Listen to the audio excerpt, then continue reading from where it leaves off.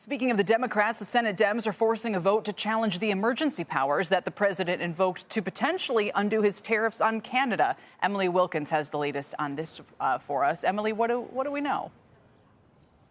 Hey, Kelly. Well, we know that the Senate is set and ready to vote this afternoon on ending Trump's tariffs on Canada.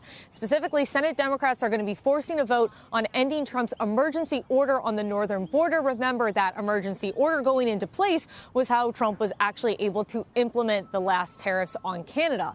And Senator Tim Kaine, he's using this legislative procedure to basically force Republicans' hand to vote on this declared emergency. Kaine said that the vote is a way to get Republicans on the record on whether or not they support the Trump administration's actions.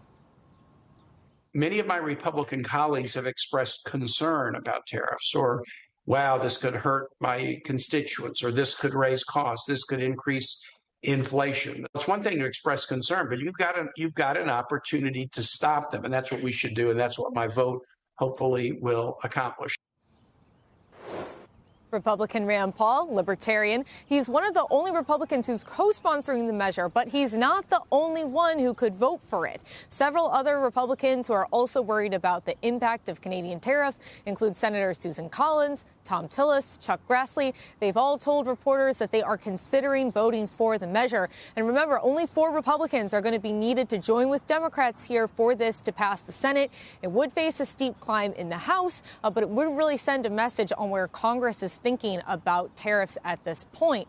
You also saw Trump tweet on Truth Social, urging senators to vote against this measure. Trump said that we are making progress to end this terrible fentanyl crisis, but Republicans in the Senate must vote to keep the national emergency in place so we can finish the job.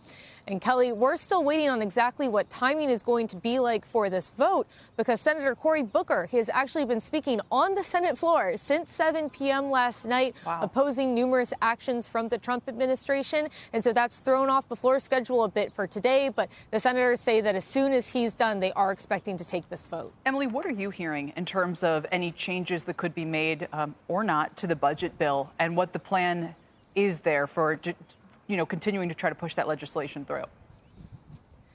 It's a really great question, Kelly, because at this point, what we've seen is that the House and the Senate are having a very difficult time coming together and getting an agreement on exactly what the cuts are going to be, how much they're going to be able to spend. They were kind of floating this 2-tier system where the House would lock into $1.5 trillion in cuts, but the Senate would only have $3 billion. It doesn't sound like that would be able to pass in the House, though. Lots of concerns are there. Still, lawmakers, especially for Republicans, they told Trump they would have this done before the Easter recess. They're going to be leaving town the week after next. They want to put points on the board. They want to say they've got something done. They've been telling their members, hey, we will work this out in the future. We just need your votes now. So I think it's going to be very interesting dynamics over the next couple days and into next week, whether they are going to be able to get the agreement. And of course, as always, whether Trump's going to start calling up members and telling them that he needs their votes. And I'll be very curious if the White House keeps pressing this line they've kind of floated, a trial balloon about raising taxes on high-income earners in order to galvanize support, maybe avoid having to make some of the cuts, maybe even get Democrats on board and do their tax cut on tips. It's interesting, Kelly, because I do think that there is a lot of bipartisan support around certain provisions of this tax package. You saw that last year.